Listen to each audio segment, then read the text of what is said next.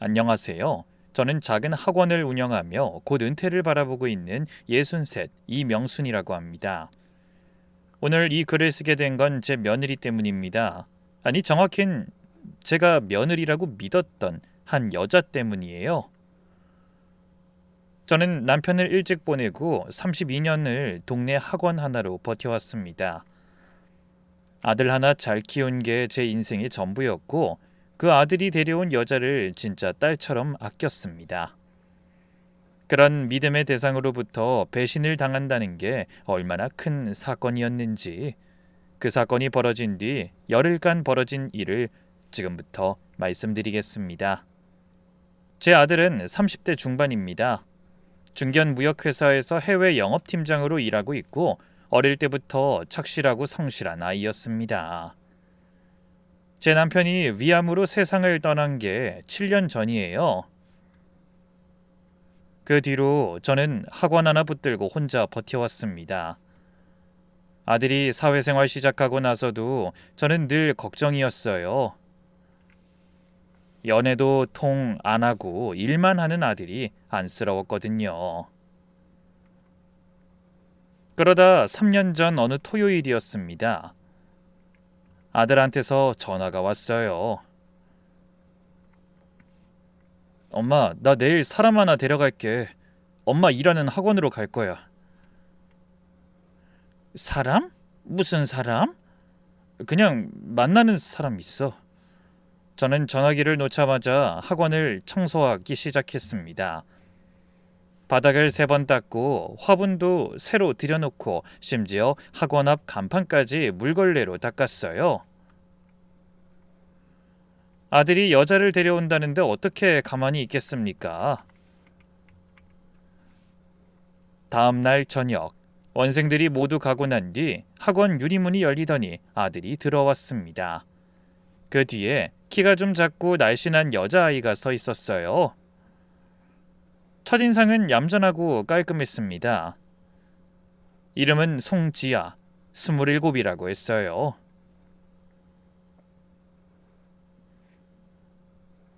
어머니 안녕하세요. 수연 씨한테 많이 들었어요. 인사를 참 바르게 하더라고요.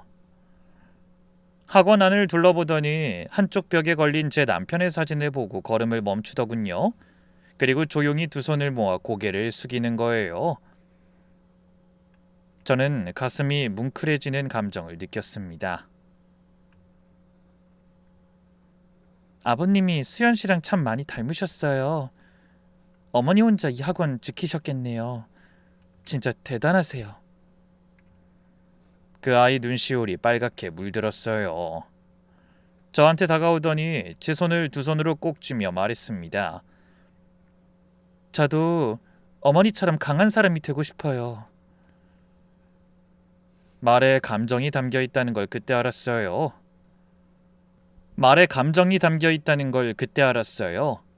그 말에 남편 없이 살아온 세월이 떠오른 걸 보면요.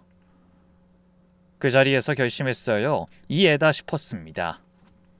솔직히 아들보다 며느리가 먼저 마음에 들었던 날이었어요. 아들이 씩 웃으며 제 눈치를 살폈을 때 제가 뭐라고 했는지 아세요? 아들아, 이 아가씨 놓치면 엄마가 가만 안 둔다. 세 사람이 함께 웃었습니다. 학원 한켠에서 커피를 마시며 이것저것 이야기를 나눴는데 며느리가 하는 말 하나하나가 다 제 마음에 들었어요. 저를 편하게 해주려는 말들, 아들을 칭찬하는 말들, 그리고 남편 이야기를 할 때 진심으로 안타까워하는 표정까지 너무도 마음에 들었죠. 아들과 며느리가 만난 지 8개월 만에 결혼 이야기가 나왔습니다. 며느리 친정 형편이 넉넉하지 않다고 했어요. 아버지는 오래전에 돌아가시고 사부인 혼자 며느리를 키우셨다고요. 저는 그 말에 마음이 쓰였습니다. 저도 홀로 아들 키운 사람이잖아요. 같은 처지라 생각하니 더 잘해주고 싶었어요. 결혼 준비를 하면서 제가 제일 먼저 한 게 뭐냐면 제 명의 아파트를 아들 신혼집으로 쓰도록 한 거예요. 시가 5억짜리 25평 아파트였는데 명의는 그대로 제 앞으로 두되 아이들이 편하게 살라고 한 푼도 안 받고 내줬습니다. 거기에다 살림차리라고 현금 3천만 원도 따로 건넸어요. 아이들이 좀 여유 있게 시작하길 바라는 마음이었습니다. 그때 며느리가 그 돈을 받으며 한 말을 전 아직도 기억합니다. 어머니 너무 감사드려요. 이건 꼭 돌려드릴게요. 빌려주시는 거라고 생각하고 있을게요. 아니 무슨 소리야. 줬으면 그냥 끝이지.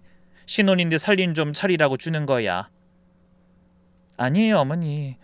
집을 주신 것도 감사한데 혼수에 쓸 돈까지 주시다니. 꼭 갚을게요. 어머니 노후 자금도 생각하셔야 하니까 지금은 감사하게 받고 나중에 꼭 돌려드릴게요. 그 말을 하면서 눈물까지 글썽이더라고요. 저는 그 모습에 또 마음이 뭉클해졌습니다. 참 기특한 아이구나 싶었어요. 예단도 넉넉히 챙겨줬고 결혼식 비용도 상당 부분 제가 부담했습니다. 솔직히 남편 사망보험금에서 꽤 많이 썼어요. 근데 그게 아깝지 않았어요. 아들 잘 되는 건데 아까울 게 뭐가 있겠습니까? 결혼식 날이 됐습니다. 식장에서 며느리가 웨딩드레스를 입고 나오는데 참 예뻤어요. 아들이 눈물을 참으려고 천장을 보는 모습을 보면서 저도 울컥했습니다. 그런데 패백 자리에서 며느리가 제 손을 두 손으로 꼭 잡더니 이렇게 말하더군요. 어머니가 제 진짜 엄마예요. 저 어머니 딸처럼 살게요. 저는 그 자리에서 눈물을 찍어내느라 바빴습니다.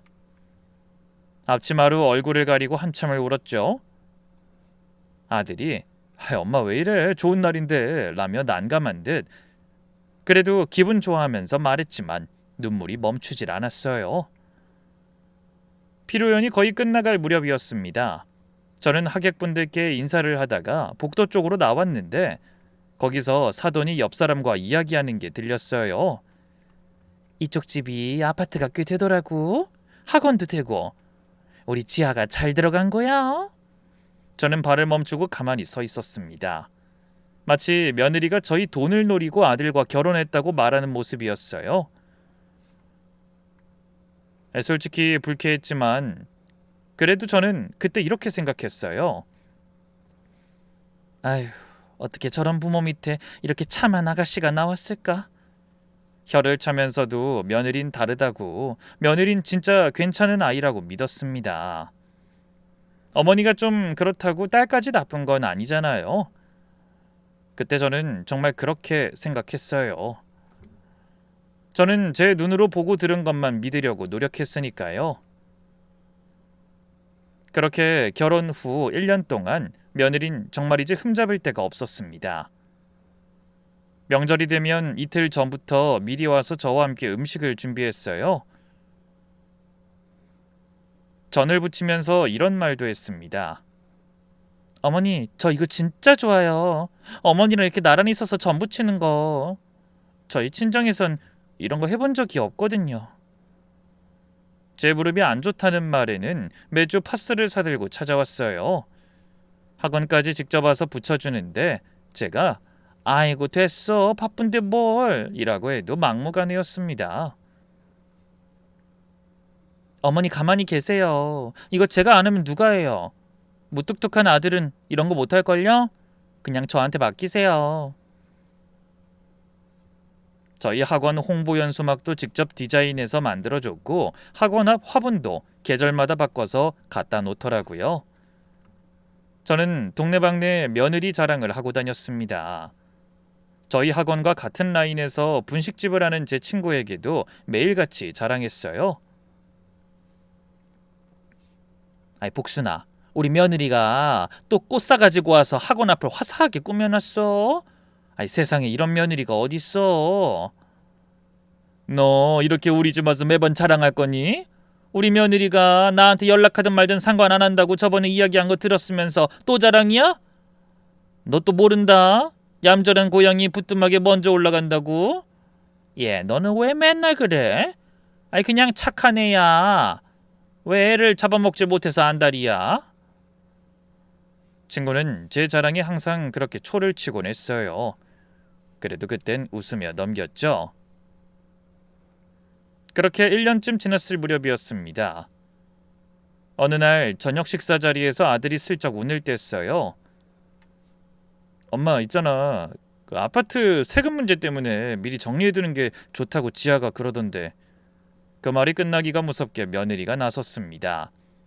평소와 달리 뭔가 준비해온 것처럼 또박또박 말하더라고요. 어머니, 제가 알아봤는데요. 증여세 문제가 있기 전에 수연 씨 명의로 돌려놓으시는 게 세금 면에서 훨씬 유리하세요. 지금이 적기예요.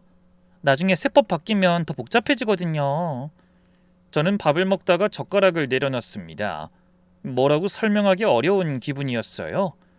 며느리가 세금 문제를 알아봤다는 것 자체가 이상하다기보다 그걸 이렇게 준비된 상태로 꺼내는 게 좀 그랬달까요? 제가 조용히 며느리를 바라봤습니다. 몇 초 정도였을 거예요. 근데 그 눈빛을 며느리가 바로 읽어냈어요. 순간 표정이 달라지더니 태도를 확 바꿨습니다. 아, 어머니, 나중에 혹시라도 돈 많이 들어서 걱정되실까봐 드린 말씀이에요. 신경 쓰지 않으셔도 돼요. 나중에 하고 싶으실 때 하세요. 제가 괜히 나서서 죄송해요. 얼마 전에 친구 시부모님이 돌아가셨는데 상속세를 엄청 뗐다는 이야기를 들어서요. 그래서 드린 말씀이에요.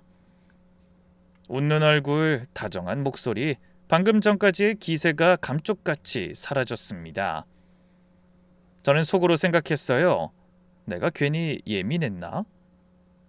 며느리가 좋은 뜻으로 한 말인데 내가 너무 의심한 건 아닌가? 그렇게 넘어갔습니다. 그 일 이후로 며느린 제게 더 잘했어요. 그래서 의심을 지웠죠. 정말 그저 걱정이 돼서 그런 이야기를 한 걸 거라고 믿었죠. 그런데 아들 내외가 결혼한 지 2년이 지난 어느 날이었습니다. 학원 수업을 마치고 아들 집에 들렀어요. 평소에도 가끔 가서 반찬을 채워놓고 오거든요. 물론 며느리에게 항상 이야기를 하고 가죠. 두 사람의 공간을 제가 침범하는 건 아무리 시어머니라도 좀 너무한 일이니까요. 그렇게 현관문을 열고 들어갔는데 거실엔 아무도 없었습니다. 그런데 거실 한켠에 있어야 할 것이 보이지 않더군요. 저는 순간 당황해서 이쪽 방 저쪽 방 다 뒤졌습니다. 그런데 없더군요. 심장이 멎는 줄 알았어요. 제가 찾던 건 바로 제 남편의 유품들이었거든요. 이 집을 신혼집으로 줄 때 딱 하나 약속한 게 있었어요. 남편의 유품은 꼭 이 집에서 보관해줬으면 좋겠다고요. 저뿐만이 아니라 아들 또한 그렇게 하길 원했어요. 남편과 아들의 추억이 가득했으니까요. 남편이 죽기 전까지 차고 다니던 낡은 손목시계, 수연이 어릴 때부터 찍은 가족사진 앨범, 함께 여행 가서 만들어 온 기념품, 가족들끼리 주고받던 편지, 전부 없어진 거예요. 허둥지둥 집안을 뒤지다가 베란다에서 찾았습니다. 택배 박스 안에 아무렇게나 쌓여 있더라고요. 편지 묶음은 구겨져 있었고 손목시계는 유리면에 금이가 있었어요.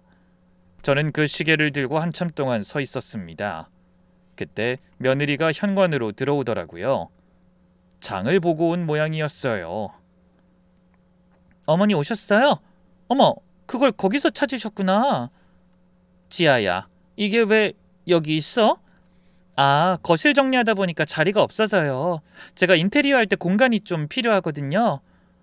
어머니 죄송한데 거기가 제일 덜 쓰는 공간이라서요.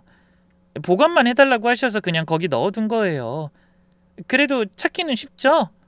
목소리가 너무 태연했습니다. 마치 오래된 잡동사니를 치운 것처럼요. 저는 감정을 꾹 눌렀습니다. 한 번도 목소리를 높이지 않았고 한 번도 표정을 일그러뜨리지 않았어요. 며느리를 거실로 데려와 소파에 나란히 앉았습니다.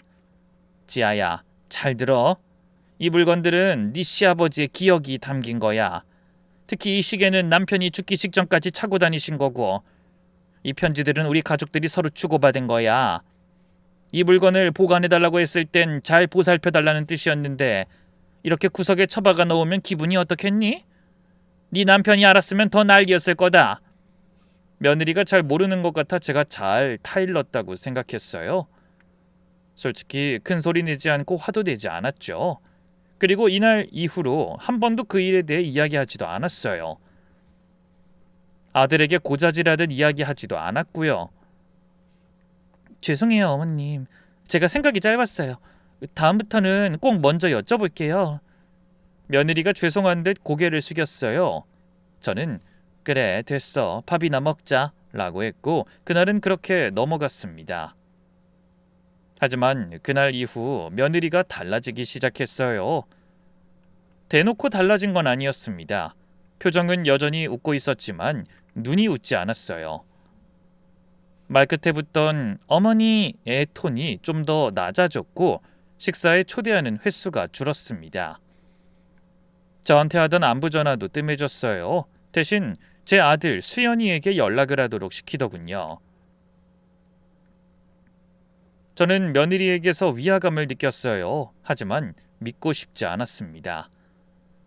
그 한마디가, 그 조용한 한마디가 그렇게까지 꽁할 일이었을까 싶었지만 젊은 사람이 혼나는 거에 익숙하지 않아 그럴 거라고, 곧 괜찮아질 거라고 생각했어요. 유품 사건이 있고 두어 달이 지난 어느 저녁이었습니다. 아들한테 전할 반찬을 싸들고 아들 집에 갔어요. 그런데 현관문이 열려있는 걸 발견했어요. 마지막에 들어간 사람이 뭔가를 흘린 것 같은데 그게 문이 안 닫히도록 막았더라고요. 문을 열려는 순간 안에서 며느리 목소리가 들렸습니다. 아들한테 하는 말이었어요. 요즘 어머니 좀 이상하지 않아? 깜빡하는 것도 많고 감정 기복도 심하고 저번에도 학원에서 아이 이름을 헷갈려 하셨다며? 나중에 문제 생기기 전에 정리할 건 정리하는 게 맞지 않아? 정리라니? 뭘 정리해? 아파트 명의라든가 학원 관련 서류라든가. 어머니 혼자 다 관리하시기엔 이제 좀 힘드실 수 있잖아. 병원 한번 가보시라고 하는 게 좋겠어. 괜히 나중에 큰일 나면 그땐 늦어. 혹시 치매라도 걸리면 상황 복잡해지는 거 알잖아. 저는 아는 척도 하지 못하고 돌아섰습니다. 복도에 서서 한참을 멍하니 있었어요. 반찬 가방을 들고 있는 손이 떨렸습니다. 치매라니, 깜빡하는 게 많다니. 저는 학원에서 매일 수십 명의 아이들 이름을 부르고 수학 공식을 가르치고 학부모 상담을 합니다. 그런 제가 치매라니, 도대체 며느리가 왜 저런 식으로 말하는지 이해가 안 가더군요. 그날 밤 잠을 설쳤어요. 며느리가 왜 저렇게 변했는지, 아니 혹시 처음부터 저런 사람이었던 건 아닌지 머리가 복잡했습니다. 그런데 며칠 뒤 며느리가 밝은 얼굴로 학원에 찾아왔어요. 어머니, 저 부탁드릴 게 하나 있는데 들어주실래요? 뭘 원하려나 꿍꿍이 속이 뭐인가 싶어 나를 세우고 되물었습니다. 뭔데? 어머니한테 효도 여행 한번 모시고 싶어요. 제주도 3박 4일로요. 수연이랑 셋이서 가면 진짜 좋을 것 같아요. 어머니 요즘 너무 학원 일만 하시잖아요. 나온 말은 뜻밖의 말이었어요. 저와 함께 여행을 가고 싶다고 한 거죠. 저는 당황해서 말했습니다. 아이고, 뭐 젊은 사람끼리 가야지 내가 가면 불편하잖아. 어머니 이러시면 저 서운해요. 진짜 같이 가고 싶어서 그러는 거예요. 저는 괜찮다고, 안 가도 된다며 너희들끼리 놀러 갔다 오라며 며느리에게 말하고 며느리를 보냈습니다. 그러자 이번엔 아들이 전화로 엄마 그냥 가자. 지아가 엄마 요즘 힘들어하시는 것 같아서 기분 전환 겸 같이 가고 싶다고 했거든. 며느리 애교라고 생각하고 같이 가줘요 라고 했고 결국 저는 합류하기로 했습니다. 솔직히 여행은 가기 전이 제일 즐겁다는 말이 있잖아요. 기대와 흥분으로 점점 기분이 좋아지더군요. 그렇게 이것저것 짐도 챙기고 여행 준비를 하며 즐거운 시간을 보냈습니다. 그렇게 시작된 여행 첫날, 제주도에서의 첫째 날은 정말 좋았습니다. 성산 일출봉에서 셋이 나란히 사진을 찍었고 바람이 세서 모자가 날아갈 뻔했을 때 며느리가 잡아줬어요. 어머니 조심하세요. 바람이 세니까 제 팔 잡으세요. 아이고 고맙다. 둘째 날은 섭지코지를 갖고 저녁엔 흑돼지 맛집에서 삼겹살을 구웠습니다. 아들이 고기를 구우면서 엄마 많이 먹어? 라고 할 때 전 진짜 행복했어요. 노년의 아들 내외와 함께 여행을 다니는 게 이렇게 즐거울 줄 몰랐죠. 하지만 곧 이상한 장면을 목격하게 됐습니다. 식사 자리나 여행 다니는 내내 며느리가 자꾸 아들한테만 귓속말을 건네는 거예요. 제가 뭐야? 무슨 비밀이야? 라고 웃으며 물으면 아니요 어머니 별거 아니에요 라고 웃어 넘기더라고요. 솔직히 별거 아닌데도 기분이 이상하더라고요. 같이 있는데 저만 소외되는 느낌이 들었죠. 그리고 제가 요즘 나도 나이 드니까 깜빡깜빡하는 게 있어? 라고 사소한 농담을 했는데 며느리가 눈에 띄게 놀란 표정을 하며 저한테 그러더라고요. 어머니 그런 거 조심하셔야 해요. 처음이야 그렇게 깜빡깜빡이지 순식간에 안 좋아지는 걸 몇 번 봤거든요. 그러면서 걱정을 해주더라고요. 그런데 옆에 있던 아들도 엄마 괜찮냐며 과하게 절 걱정해주는 걸 보고 얘들이 날 유리처럼 생각한다며 속으로 웃었죠. 그러다 그날 숙소에 와서 방 카드키를 한번 반대로 꽂았더니 며느리가 유독 크게 반응했어요. 어머니 요즘 많이 피곤하신가 봐요. 괜찮으세요? 아이 뭘 그런 걸 가지고 그래. 누구나 실수하지. 아니 그래도 어머니 건강이 제일 중요하잖아요. 평소 같으면 다정하다고 느꼈을 말인데 그날은 왠지 찜찜했습니다. 그래도 여행의 고단함 때문에 일찍 잠이 들었죠. 그런데 새벽 2시쯤 목이 말라 물을 마시러 거실로 나왔는데 발코니 쪽에서 며느리의 낮은 통화 목소리가 들렸습니다. 엄마, 거긴 잘 됐어? 우리 내일 돌아가니까 오늘 안에 다 끝내놔야 해. 전 그 자리에서 멈춰섰습니다.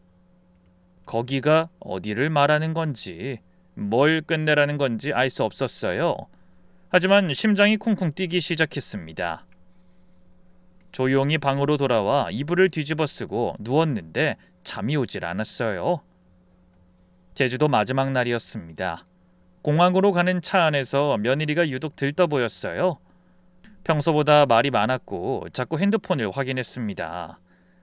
비행기를 타고 김포공항에 도착해서 아들이 내가 짐 먼저 챙길게 하고 앞서 걸어갔고 며느린 그런 아들을 쫓아 제게 천천히 나오라고 하고는 먼저 가버리더군요.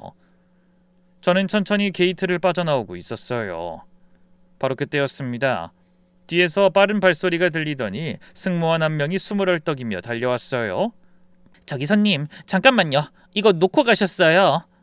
내민 것은 손바닥만한 작은 분홍색 플래너 수첩이었습니다. 저는 고개를 갸웃했어요. 제 건 아니었거든요. 네? 제 건 아닌데요. 분명 손님 좌석 밑에 떨어져 있었는데요. 유심히 수첩 표지 안쪽을 보니 SJA라는 이니셜이 적혀 있었고 그 필체가 낯이 익었습니다. 분명 며느리 글씨였어요. 아, 저희 며느리 것이었나 보네요. 제가 잘 전달하겠습니다. 저는 수첩을 받아들고 승무원에게 감사 인사를 한 뒤 아무 생각 없이 수첩을 펼쳤습니다. 정말로 아무 생각 없이 한 행동이었어요.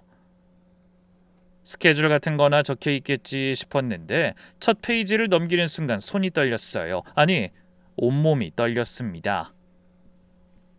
수첩 안에는 스케줄 같은 평범한 정보가 적혀 있지 않았어요. 온통 제 개인 정보가 빼곡하게 적혀 있었어요. 주민등록번호, 아파트 등기정보, 학원 사업자 등록번호, 은행 예금 잔액 추정치, 보험 가입 내역까지. 그 아래에는 아파트 명의 이전 절차 증여 vs 매매 방식 비교, 학원 권리금 추정액 1억 2천, 대리인 인감증명서 발급 방법 같은 것들이 깔끔하게 정리돼 있었습니다. 다음 페이지를 넘기자 머리가 하얘졌어요. 치매 진단 기준이라는 제목 아래 최근 제 행적 중 치매와 엮을 수 있는 것들이 날짜와 함께 목록으로 적혀 있었습니다. 카드키 방향 헷갈림 3월 15일, 학생 이름 한 번 틀림 3월 22일, 같은 질문 반복 3월 28일, 물건 놓은 거 잊어버림 4월 2일. 전부 사소한 실수들이었어요. 누구나 하는 실수를 이 여자가 하나하나 기록해뒀던 겁니다. 이게 왜, 무슨 이유로 필요할까요? 특히 며느리에게 이 정보들은 도대체 왜 필요했을까요? 저는 수첩을 덮었습니다. 오랫동안 아무 말도 하지 않았습니다. 제가 생각하는 것이 진실이 아니길, 그저 오해이길 바라면서요. 그렇지만 그 수첩을 며느리에게 전해주지는 않았습니다. 오해는 오해고 개인정보는 다시 돌려줄 생각 없었으니까요. 돌아오는 길에 아들 내외와 무슨 말을 했는지 기억도 나지 않았어요. 그저 집에 와서 잠이 오지 않아 힘들었죠. 결국 밤 11시 친구에게 전화를 걸었습니다. 야, 이 시간에 왜? 무슨 일 있어? 혹시 내일 아침에 와줄 수 있어? 할 이야기가 있어. 너무 힘들어서 어디 하소연할 때도 없고 해서. 다음날 새벽 친구가 불이 나게 학원으로 달려왔습니다. 저는 수첩을 보여줬어요. 친구가 한 장 한 장 넘기는데 얼굴이 점점 굳어지더라고요. 명순아, 이건 아닌 것 같아. 아무리 봐도 이 며느리가 네가 가진 거 다 가져가려고 하는 것 같아. 알아. 결혼식 날 사부인이 내가 아들한테 신혼집으로 쓰라고 준 아파트 금액이 괜찮다면서 이야기했었거든. 그때부터 이 집을 노렸던 것 같아. 그래, 내가 봐도 이건 무조건이야. 너희 며느리가 명의 이전 얘기 꺼냈다가 네 눈치 보고 확 물러선 거, 수연이한테 치매 운운하며 부추긴 거, 이게 다 연결되는 것 같아. 친구 말이 맞았습니다. 퍼즐 조각이 하나씩 맞춰지기 시작했어요. 아파트 명의 이전 이야기를 꺼냈다가 제 눈빛의 태도를 바꾼 것, 아들한테 치매 이야기를 꺼낸 것, 제주도에서 카드키 실수를 크게 반응한 것, 전부 계획이었던 거예요. 며느리가 나를 치매 걸린 노인으로 만들어서 날 내쫓으려는 거 맞지? 나 혼자 생각이 아닌 거지? 그래, 나도 그렇게 보여. 근데 내가 쫓겨나면 며느리 원하는 대로 되는 거잖아. 저는 친구 눈을 똑바로 바라봤습니다. 나는 쫓겨나는 게 아니라 내 발로 나갈 거야. 대신 내가 줬던 것, 내 것 하나도 빠짐없이 다 들고 나갈 거야. 후회하는 게 누구인지 보자고. 친구가 눈을 빛냈어요. 좋아, 내가 최대한 도와줄게. 어떻게 할 건데? 일단 증거부터 모으자. 그리고 내가 정상이라는 걸 증명할 거야. 며느리가 치매를 무기로 쓰려면 난 그 무기를 먼저 부러뜨려야지. 저는 만만히 당해줄 생각은 전혀 없었어요. 몰랐다면 모를까, 이 모든 걸 알게 됐는데 제가 당할 순 없잖아요. 게다가 며느리가 어디까지 생각하고 있는진 모르겠지만 그 일에 아들까지 포함됐다면 문제가 크다고 생각했어요. 저는 최대한 빠르게 며느리에게 복수해 주기로 했습니다. 그런데 정말로 놀랍게도 저와 친구 생각이 딱 들어맞았더라고요. 친구와 대화를 나눈 그날 저녁, 며느리가 학원에 찾아와서 차를 마시며 이런 말을 하더군요. 어머니, 치매 검사 한번 받아보시는 건 어때요? 요즘 많이 깜빡하신다고 수연 씨가 걱정하더라고요. 이번에 제주도 여행 다녀오면서 느낀 게 많은가 봐요. 그래? 아들이 그래? 그래, 뭐 그래 볼까? 나도 요즘 좀 그런 것 같기도 하고. 역시 어머니 이해해 주셔서 감사해요. 제가 좋은 병원 알아볼게요. 꼭 저랑 같이 가요. 아니면 내일 갔다 올까요? 고맙다. 근데 내일은 못 가. 수업 들어가야지. 저는 웃었습니다. 속이 부글부글 끓었지만 웃었어요. 아휴, 이제 다른 선생님들한테 맡기고 어머니도 좀 쉬세요. 언제까지 하시려고요? 걱정 마라. 병원에서 검사해보고 아니다 싶으면 그만둘 테니까.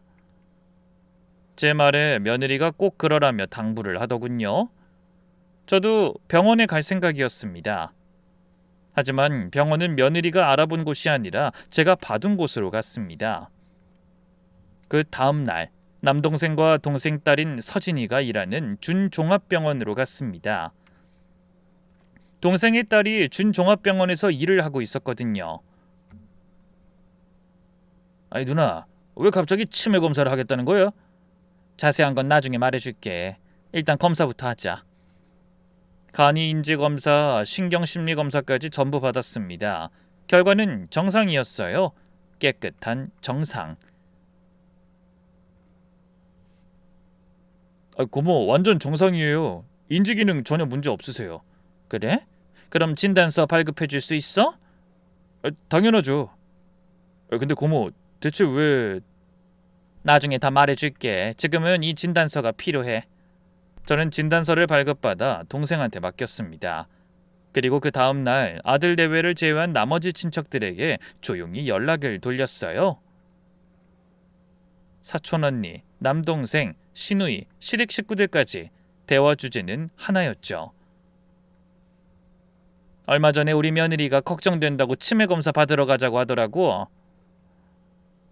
그래서 서진이 있는 병원에서 검사했는데 정상이 나왔어.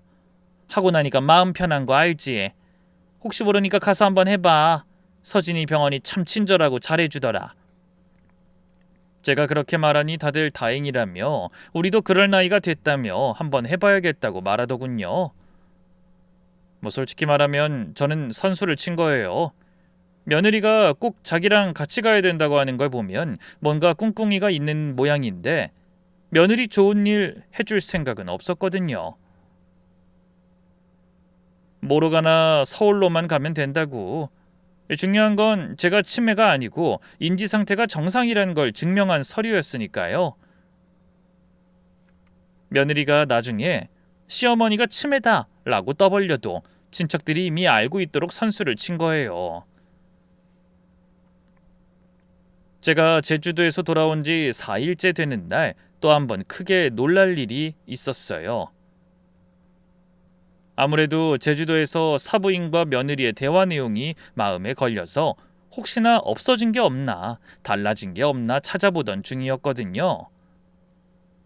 그러다 학원 2층 원장실에 있는 서류함을 확인했는데 인감도장과 등기권리증 사본 일부가 사라져 있었어요.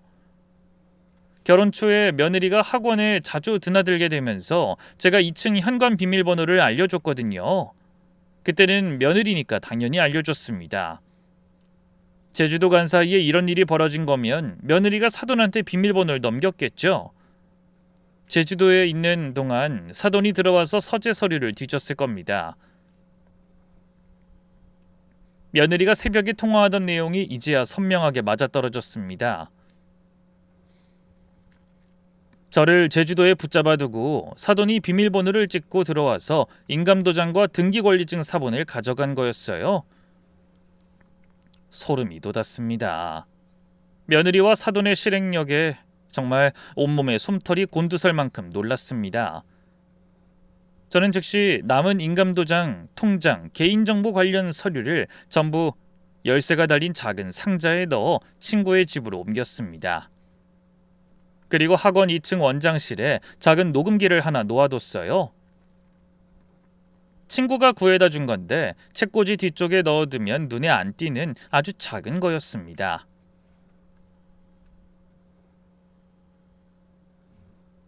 이거 여기 꽂아두면 소리가 다 잡혀. 방 안에서 통화하는 것도 다 들린대. 얘, 이거 혹시 불법 아니야? 네 학원이잖아. 네 공간에서 벌어지는 일을 네가 녹음하는 건 문제 없어. 다만 이걸 나중에 재판 증거로 쓸 땐 따져봐야 할 수도 있지만 일단 기록을 남겨두는 게 중요하니까. 저는 고개를 끄덕였어요. 두 사람 중에 한 명은 다시 이곳으로 들어올 가능성이 컸습니다. 제가 인감을 변경할 생각이었거든요. 인감이 바뀌었다는 걸 알면 다른 인감 도장을 찾으러 올 테니까요. 진짜 이 여자들이 네 집에 들어온 거야? 그게 아니면 내 서류가 사라진 게 설명이 안 돼. 제주도가 있는 사이에 사돈이 온 것 같아. 그래서 날 제주도로 데려간 거야. 여길 비우게 하려고. 미친 것들. 이건 절도잖아. 알어. 증거 싹 다 모아서 터뜨릴 거야. 저는 며느리 몰래 며느리 돈줄을 다 잘라버릴 생각이었어요. 그래서 아들에게 전화를 했습니다. 수연아, 엄마야. 응, 엄마, 왜? 있잖아. 그 학원 건물 외벽에 금이 가서 보수공사를 해야 하는데 돈이 꽤 들어. 당장 현금이 필요한데 좀 빌려줄 수 있어? 얼마나 드는데요? 3천만 원 정도. 그 지아한테는 말하지 말고 빌려줘. 걔 성격에 또 이런 거 빌려주지 말고 그냥 드리라고 할 수도 있잖아. 결혼 초에도 내가 혼수하라고 준 돈 꼭 갚겠다고 했을 정도니까. 아, 그랬지? 알았어요. 일단 제가 둘이 모아둔 적금에서 빼서 드릴게요. 그래, 그 나중에 내 적금 만기되면 돌려줄 테니까 걱정하지 말고. 돌려주긴요. 그냥 엄마 쓰세요. 와이프도 엄마한테 드렸다고 하면 좋아할 거예요. 저는 속으로 코웃음을 쳤습니다. 지금 날 시골로 쫓아내고 네 엄마 돈 다 가져가려는 게 네 와이프라고 말해주고 싶었지만 꾹 참았습니다. 그리고 그날 오후 바로 3천만 원이 제 통장에 입금됐습니다. 그런데 그 다음 날 아들네외 집으로 갔다가 아들과 며느리가 싸우는 소리를 들었어요. 그걸 왜 지금 갚아야 하는데? 그건 어머니가 준 거잖아. 아니 지아야, 네가 직접 갚겠다고 했잖아. 빌리는 거라고. 그래서 난 엄마한테 그렇게 말씀드렸는데. 그럼 그때도 그런 말 하지 말지 그랬어. 그건 그냥 인사치레로 한 말이지.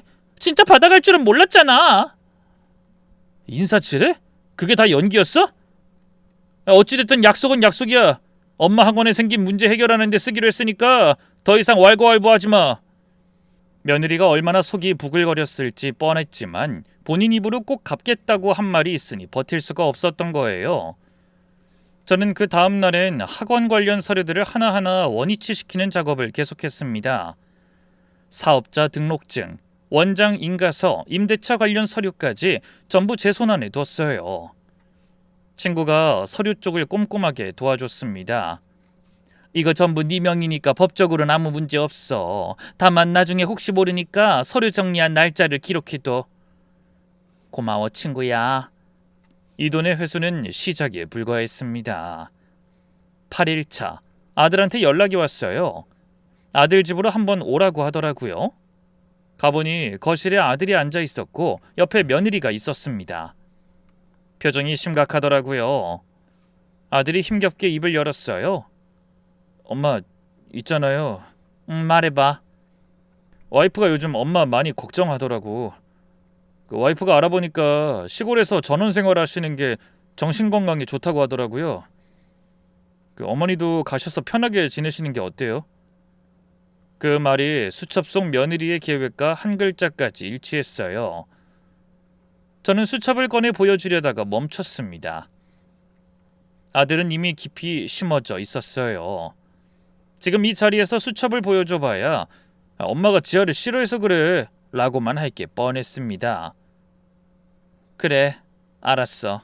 네? 진짜요? 아들이 놀란 눈으로 절 봤어요. 며느리도 의외라는 표정이었습니다. 엄마가 가면 너희가 편하겠지. 가지. 아들이 안도하는 표정을 짓는 사이 제가 덧붙였습니다. 대신 조건이 있어. 조건이요? 너희가 가라고 해서 가는 거잖니. 집 구매 비용은 너희가 대줘. 이사갈 집 가구하고 가전도 전부 새 걸로 너희가 해주고 냉장고, 세탁기, 에어컨, 침대, 소파, 밥솥까지 다. 그리고 시골집은 내가 직접 고르려고. 당연하죠 엄마. 그 정도는 당연히 해야죠. 아들이 그렇게 말하고 며느리는 속으로 안도했을 거예요. 표정이 그랬거든요. 살짝 입꼬리가 올라가는 게 보였습니다. 저를 시골로 보내놓고 학원부터 시작해서 살고 있는 신혼집 명의까지 자기 명의로 돌릴 생각이었겠죠. 강원도에 남편이 사둔 텃밭이 있긴 했지만 그건 땅만 있는 거예요. 집은 없었습니다. 반평짜리 창고 하나 딸랑 있는 빈 땅이었어요. 거기서 살 순 없잖아요. 그래서 여기저기 둘러보다 강원도의 고급 전원주택을 보고 온 뒤 바로 계약해버렸습니다. 친구가 부동산 쪽을 잘 아니까 같이 다녔어요. 이 집 괜찮은데? 이 집으로 하자. 어차피 이사비는 아들이 내는 거잖아. 매매 금액이 3억이 좀 넘는 전원주택이었어요. 마당도 넓고 텃밭도 있고 남편이 좋아했을 것 같은 집이었습니다. 집 계약을 한 뒤 가구와 가전 목록도 최대한 비싼 걸로 짜서 아들 내외가 방문했을 때 보여줬어요. 아들은 엄마가 편하신 게 좋지 라고 했지만 며느리가 총 비용을 확인하고 기함을 하더군요. 여보, 이거 가전이 왜 이래? 이게 다 뭐야? 지아야, 내가 엄마한테 고르라고 했잖아. 어떡해. 아니 그래도 이건 너무... 그리고 아무리 그래도 어머니 혼자 사시는데 이렇게 큰 집이 필요해? 그냥 시골 구옥에서 사시면 되잖아. 왜 이런 고급 주택을... 어머니 힘드실 텐데 몸이라도 편해야 하잖아. 그리고 병원도 가까워야 하고. 아들의 말에 며느리가 애꿎은 종이만 노려봤습니다. 그러나 되돌릴 순 없었습니다. 약속은 약속이니까요. 그렇게 저는 조용히 이삿짐을 꾸렸습니다. 학원은 오래 함께한 부원장 선생님한테 임시 운영을 맡겼어요. 원장님 잠깐이에요. 금방 돌아올게요. 학원 잘 부탁해요. 원장님 무슨 일 있으신 거예요? 갑자기 시골이라니. 선생님, 제가 돌아와서 다 얘기해 줄게. 지금은 믿고 맡아줘. 혹시라도 우리 며느리가 원장 행세하면 잘 모르니 원장님 오시면 이야기하라고 그 이야기만 계속 해줘요. 저는 부원장에게 당부해놓고 강원도로 내려갔습니다. 그리고 10일째 아침, 제가 진짜 일을 벌였습니다. 정식 전세 계약서를 작성했어요. 아파트는 제 단독 명의잖아요. 지금까지 아들 부부한테 무상으로 거주하도록 해줬지만 이 관계를 공식 종료하기로 했어요. 계약서에 적힌 전세 보증금은 4억 원, 그리고 한 줄을 더 적었습니다. 전세 전환에 동의하지 않으실 경우 해당 부동산을 매도할 예정입니다. 이 계약서를 며느리에게만 따로 보냈습니다. 일부러 그랬습니다.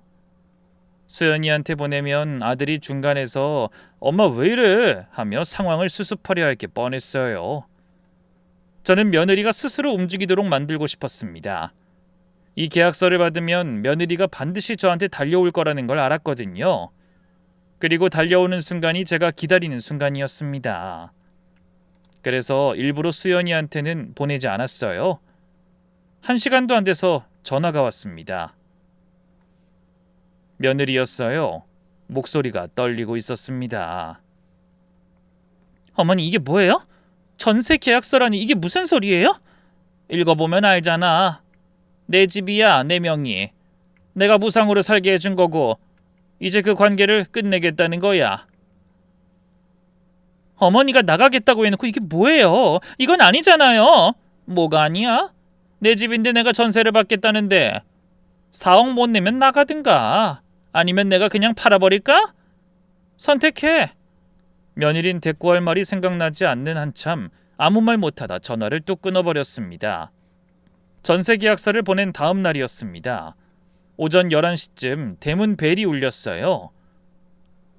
모니터를 보니 며느리였습니다. 혼자 왔더라고요. 저는 벨이 울리기 전에 이미 준비를 끝낸 상태였어요. 핸드폰으로 수연이한테 영상통화를 걸어 거실 구석 테이블 위에 화면이 잘 보이도록 세워뒀습니다. 아들이 의아해하며 봤더군요. 엄마 왜 갑자기 영상통화야? 나 지금 엄마 집에 다 와가는데? 수연아, 아무 말하지 말고 딱 10분만 보고 있어줘. 10분요? 제가 시골로 내려간 뒤로 수연이한테 하루에 한두 번씩 영상통화를 걸었거든요. 수연아, 엄마 밥 먹었다. 수연아, 오늘 텃밭에 못 심었다. 이런 식으로요. 일부러 그랬어요.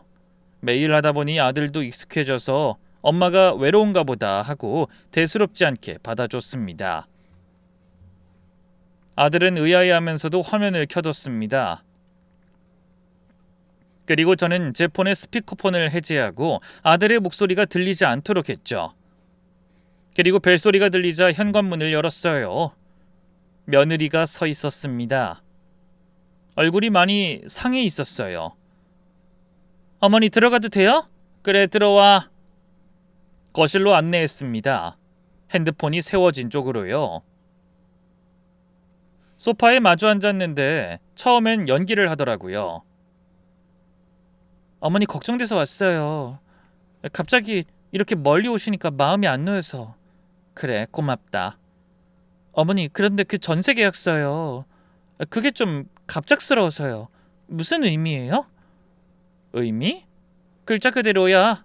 내 집이니까 세를 받겠다는 거지. 며느리의 표정이 살짝 일그러졌어요. 하지만 아직은 참고 있었습니다. 어머니, 그 집은 아들이 살고 있는 집이에요. 사실상 수연 씨 집이나 마찬가지잖아요. 어머니가 나가시겠다고 해서 저희도 동의한 건데 이렇게 하시면 좀... 사실상?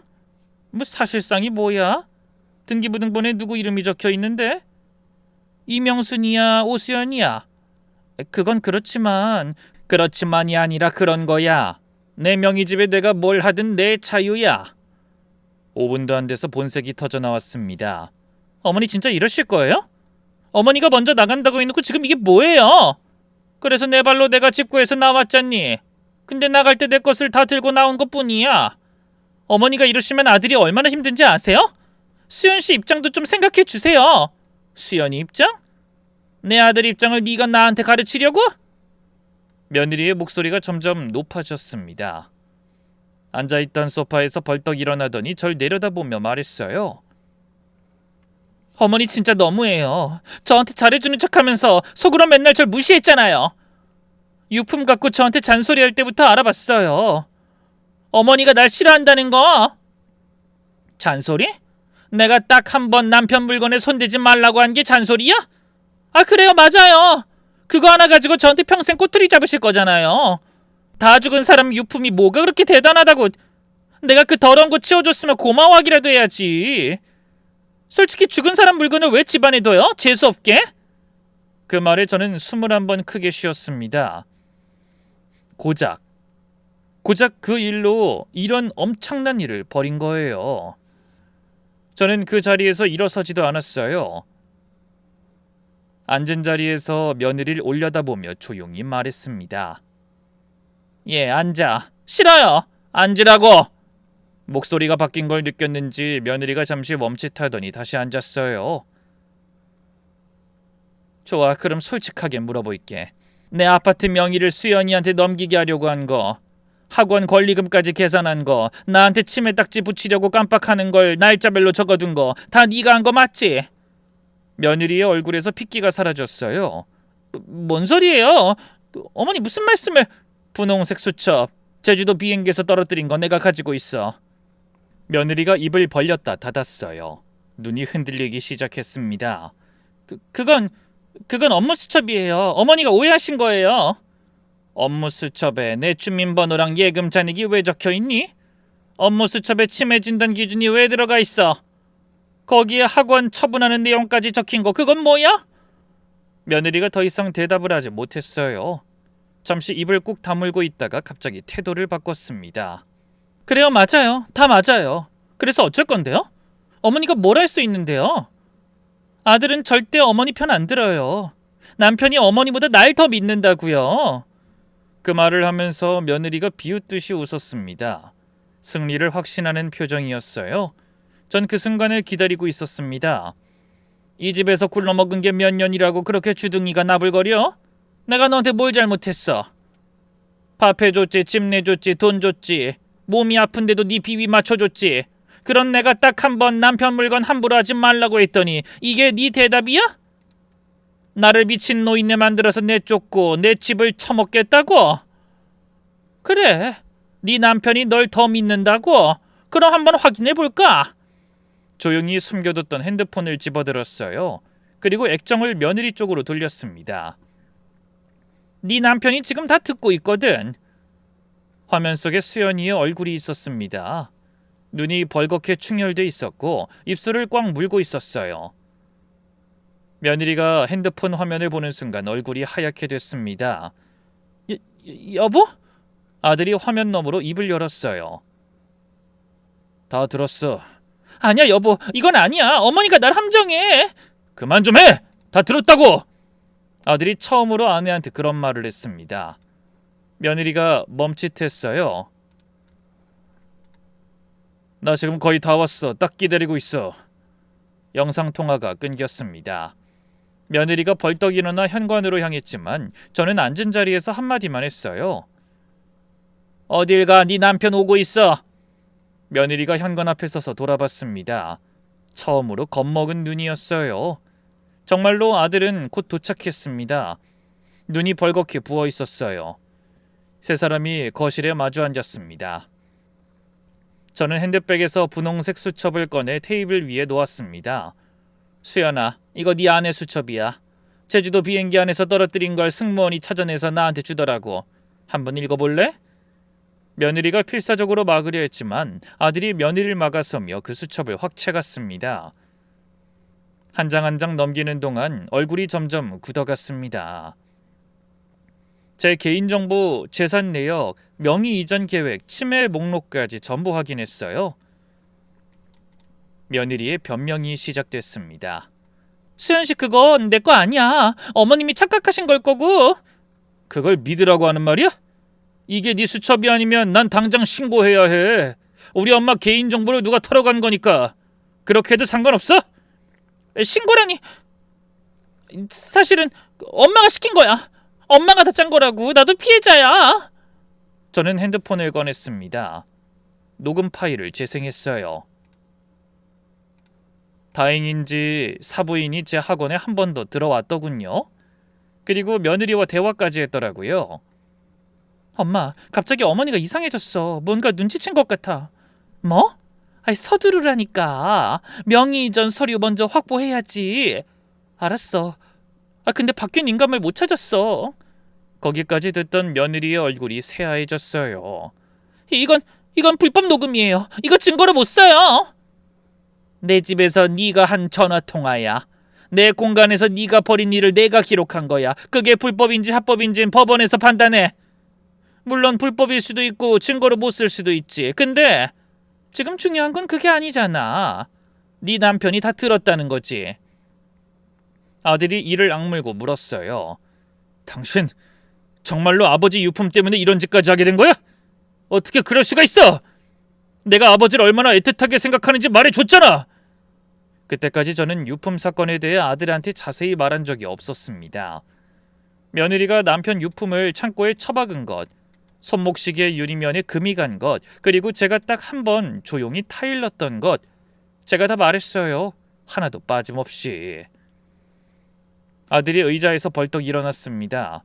얼굴이 빨갛게 달아올라 있었어요. 사실 남편의 유품을 하나도 버리지 못하게 한 것은 다름 아닌 수연이었어요. 아들이 아버지에 대한 애틋한 마음이 더 컸기 때문에 전 그 마음을 존중해주고 있었던 것뿐이었고요. 아버지와 유난히 돈독했던 아들은 아버지가 돌아가신 뒤 제게 이렇게 말했었습니다. 엄마, 아버지 물건 하나도 버리지 마. 편지도 시계도 앨범도 전부 그대로 두자. 나중에 내가 다 가져갈게. 그랬기에 제가 며느리에게 충고를 했던 거고요. 그리고 그 시계가 창고에서 유리면이 깨진 채 발견됐다는 말을 듣는 순간 아들이 며느리를 향해 돌아섰습니다. 아버지 시계 네가 깼어? 그건 내가 일부러 한 게 아니라 내가 너한테 부탁했잖아. 엄마도 이야기했고 아버지 물건 하나도 건드리지 말라는 그 쉬운 걸 왜 못 지켜? 옛날 물건 좀 치운 게 뭐가 그렇게 대단해? 죽은 사람 물건 가지고 왜 이래? 그 말이 나오는 순간 아들의 눈이 완전히 변했습니다. 제가 아들을 키우면서 한 번도 본 적 없는 눈이었어요. 네가 어떤 사람인지 알겠어. 돌아가신 내 아버지를 욕보이고 이젠 우리 엄마마저 몹쓸 사람으로 만들어서 이 시골에 처박아 놓고 우리 엄마 재산을 넘봐? 네가 사람이야? 나야말로 어이가 없어. 지금 그따위 일로 날 의심하고 내 탓을 하는 거야? 당신 어머니가 한 짓은 안 보여? 닥쳐! 지금 내 앞에서 우리 부모님 욕하지 마. 한마디만 더 하면 나 진짜 가만 안 있어. 며느리가 입을 다물었습니다. 저는 마지막 카드를 꺼냈어요. 수연아, 우리가 제주도에 간 사이에 사돈이 우리 학원 2층 집에 들어왔었어. 인감도장하고 등기권리증 사본을 가져갔더라. 며느리가 그러려고 나를 제주도에 같이 가자고 꼬셨나 봐. 아들이 며느리를 봤어요. 며느린 고개를 숙이고 있었습니다. 더 이상 변명할 말이 없었던 거예요. 그리고 네 와이프가 매번 볼 때마다 내 정신 상태 의심하길래 이번에 치매 검사 받았어. 준종합병원에서 정밀 검사까지 했는데 깨끗한 정상이야. 진단서도 있어. 외삼촌이랑 서진이도 같이 가서 검사 받고 왔으니 못 믿겠으면 전화해서 물어봐. 저는 진단서를 테이블 위에 올려놨습니다. 앉은 자리에서 조용히 눈을 똑바로 보며 말했어요. 나 내쫓고 뭘 할 생각이었는진 안 물을 거야.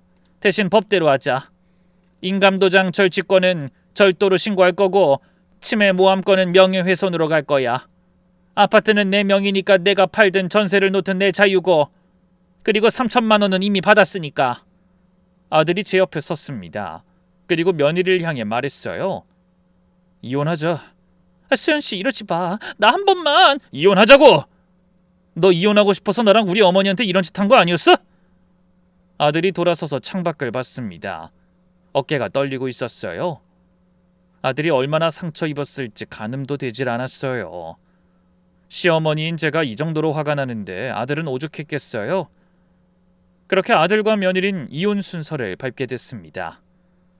재산 분할 과정에서 아파트는 원래 제 명의였으니 분할 대상이 아니었어요. 3천만 원도 이미 회수한 뒤였고 고급 전원주택 보증금과 가구, 가전 비용은 아들이 부담한 것이니 며느리가 가져갈 건 많지 않았어요. 게다가 이혼 유책 사유도 며느리 쪽에 있었으니까요. 사돈의 서류 절취권은 절도 및 주거침입으로 수사가 시작됐고 며느리의 치매 모함 관련해서도 내용 증명이 발송됐습니다. 수첩과 녹음 파일, 치매 정상 판정 진단서가 전부 증거로 갔어요. 사건이 알려지면서 며느리의 일감은 완전히 끊겼습니다. 업계가 좁다 보니 소문이 돌았거든요. 사돈도 수사 대상이 되면서 모녀가 함께 나락으로 떨어졌어요. 이혼 후 한 달쯤 지난 어느 날 강원도 전원주택 대문 앞에 며느리가 나타났습니다. 혼자였어요. 예전에 그 깔끔한 모습은 온데간데 없고 얼굴이 많이 상해 있었습니다. 무릎을 꿇더라고요. 마당 앞에서. 어머니, 제가 잘못했어요. 한 번만 봐주세요. 제발요. 어머니, 저 갈 데가 없어요. 일도 없고 엄마도 지금 조사받고 있고. 어머니가 한 번만 용서해 주시면. 저는 대문 앞에 서서 조용히 내려다봤습니다. 한참을 바라봤어요. 이 여자가 처음 학원에 왔던 날 생각이 났습니다. 어머니처럼 강한 사람이 되고 싶어요. 라며 눈물을 글썽이던 그 모습이요. 그래서 지금 이 상황도 전부 연기로 보였어요. 난 너 용서할 생각 없다. 그리고 내가 용서한다고 한들 아들이 널 다시 받아주겠니? 며느리가 한참 동안 무릎 꿇은 채 울었습니다. 저는 대문을 닫았어요. 그날 이후 며느린 다시 오지 못했습니다. 아들은 이혼 뒤에 한동안 많이 힘들었어요. 자기가 믿었던 사람한테 이렇게 당했다는 게 끔찍했나 봐요. 어느 주말 강원도로 와서 텃밭에 쪼그려 앉아 흙을 만지다가 이런 말을 했습니다. 엄마, 아빠 시계 내가 고칠게. 그래, 천천히 해. 엄마 미안해. 내가 엄마 말을 진작에 들었어야 했는데. 됐어, 지나간 거야. 걔가 그런 애인지 네가 알았겠니? 아들이 이 말을 제 무릎에 대고 한참 울었습니다. 36 먹은 아들이 어린아이처럼 울었어요. 저도 울었습니다. 근데 이번엔 서러운 눈물이 아니었어요. 이혼이 정리되고 한 달쯤 지나서 저는 다시 학원으로 돌아갔습니다. 돌이켜보면 이 모든 일은 제가 딱 한 번 며느리를 조용히 타일렀던 그 순간에서 시작됐습니다. 남편 유품에 손대지 말라는 그 한마디가 며느리의 꽁한 속을 건드렸고 그 여자는 저를 치매 노인으로 만들어 내쫓고 재산을 빼앗으려 했습니다. 하지만 전 쫓겨나지 않았어요. 내 발로 걸어나갔고 내 것은 전부 들고 나왔고 그 여자의 가면을 벗겼습니다. 세상에 공짜 인생은 없습니다. 잘못한 만큼 돌아옵니다. 그리고 참고 견딘 사람에게도 반드시 봄은 옵니다. 긴 글 읽어주셔서 감사합니다.